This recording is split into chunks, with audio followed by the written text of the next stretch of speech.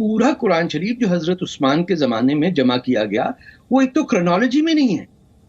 سب سے بڑا پرابلم جو ہمارے سامنے ہے کہ ہم سب کو پتا ہے کہ پہلی آیت جو ہے قرآن کی وہ کہتی ہے کہ پڑھو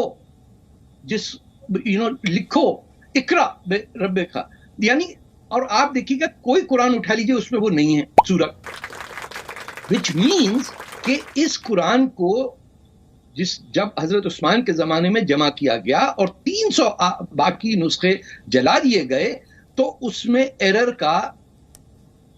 کی پاسبلٹی بہت زیادہ بڑھ جاتی ہے. اس میں یہ نہیں ہے کہ کون مانتا ہے کون نہیں مانتا. میں تو ایک اسٹریٹ بات آپ سے کر رہا ہوں کہ لفظ اقرا جب ہے پہلا ورڈ قرآن کا تو ہم قرآن کھولنے میں کیوں نہیں ملتا ہمیں وہ اقرا؟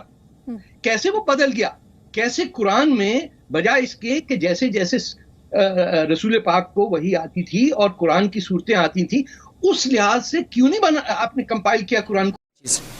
یہ سب سے پہلی چیز جو جاننے کی وہ ہمارے لیے یہ ہے وہ یہ ہے کہ قرآن جس ترتیب میں آج ہمارے پاس ہے، سوال یہ ہے کیا اس ترتیب میں نازل ہوا؟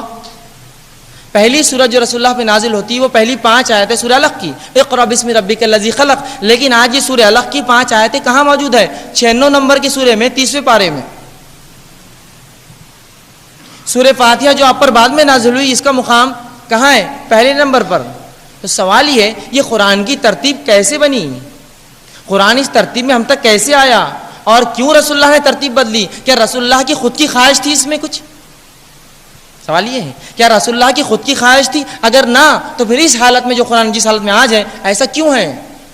کیوں رکھا گیا اس کو اس حالت میں؟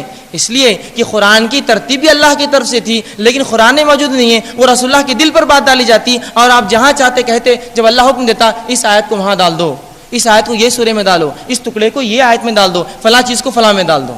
یہ کہاں سے ہوتا؟ اللہ کی طرف سے ہوتا. جبکہ خود اللہ نے بیان کر دیا قرآن میں نبی اکرم صلی اللہ علیہ وسلم اپنی خواہش سے قرآن میں کوئی تبدیلی نہیں کر سکتے. یاد رکھیے، نہ اس کے نام میں، نہ اس کے معنی میں، نہ اس کے الفاظ میں، نہ اس کی ترتیب میں، کسی چیز میں آپ تبدیلی لا سکتے. اس کا اعلان خود قرآن نے سورہ یونس کی آیت نمبر جو ہے 15 میں یوں کہا، قل ما یکون لی ان ابدلہ من تلقاء نفسی، کہ نبی کہہ دیجئے میں اپنی نفس سے قرآن کو نہیں بدل سکتا، میں اپنی خواہش سے قرآن کو نہیں بدل سکتا.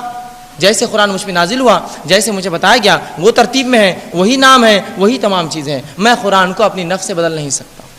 تو یہاں وضاحت ہو گئی کہ قرآن رسول اللہ نفس سے نہیں بدل سکتے. سوال یہ پھر جو ترتیب آئی وہ کہاں سے آئی؟ وہ کیوں ایسی دی گئی؟ وہ بھی اللہ کی طرف سے وہی تھی آپ کے قلب پر کہ یہ نبی ایسا جمع ہو. یہ وہی کی وہ قسم ہے، یہ وہی کی وہ قسم ہے. السلام علیکم ورحمۃ اللہ وبرکاتہ. امید کرتا ہوں دوستو آپ سبھی لوگ خیریت سے ہو. اور یہ بھی امید کرتا ہوں دوستوں کہ آپ کو ویڈیو پسند آیا ہوگا. اگر آیا ہے تو لائک کمنٹ شیئر کر دیجیے اور ہمارے چینل کو سبسکرائب کر لیجیے. تو پھر انشاءاللہ پھر ملیں گے اگلی ویڈیو میں. تب تک کے لیے اپنا خیال رکھیے. اللہ حافظ. السلام علیکم.